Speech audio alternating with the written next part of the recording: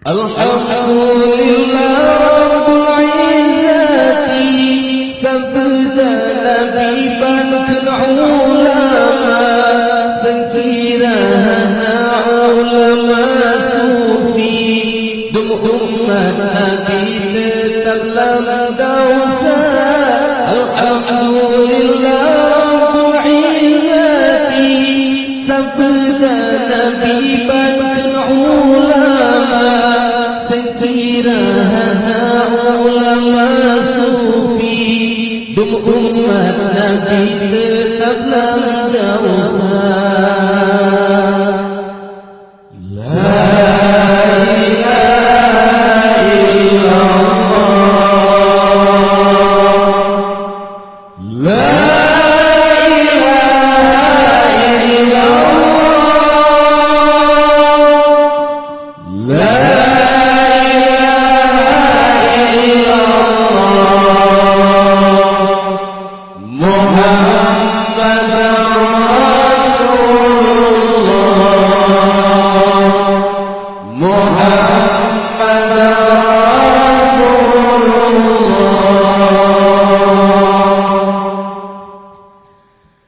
Dengan kisah khabaran sufi labuhan hadita ulama di sinan makam Syekh Mudawani yang amat sufi lagi mulia.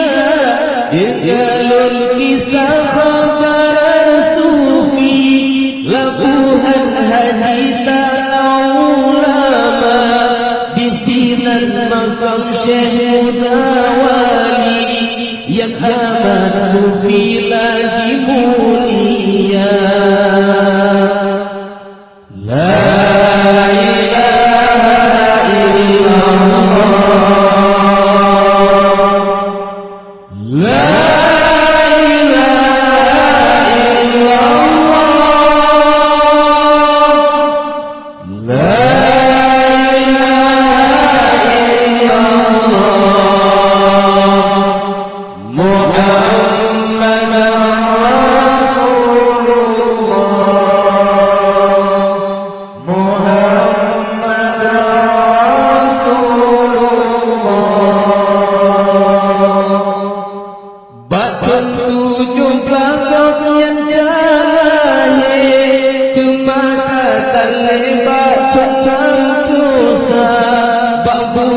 Syawal Februari 9 hari Rasulullah Batun 17 yang jahil Kemana terlebat tenang dosa Babul Syawal Februari 9 hari Rasulullah.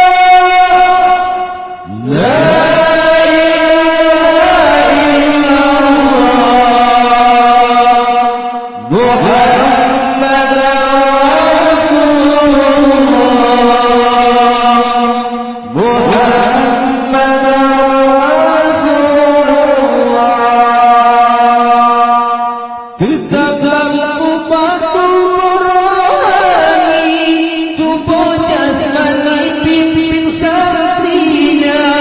Mudah-mudahan Syekh Mudawali bersama Nabi dalam syurga. Tetaplah upatul rohani, tubuh jasmani pimpin santrinya. Mudah-mudahan Syekh Mudawali bersama Nabi dalam syurga. La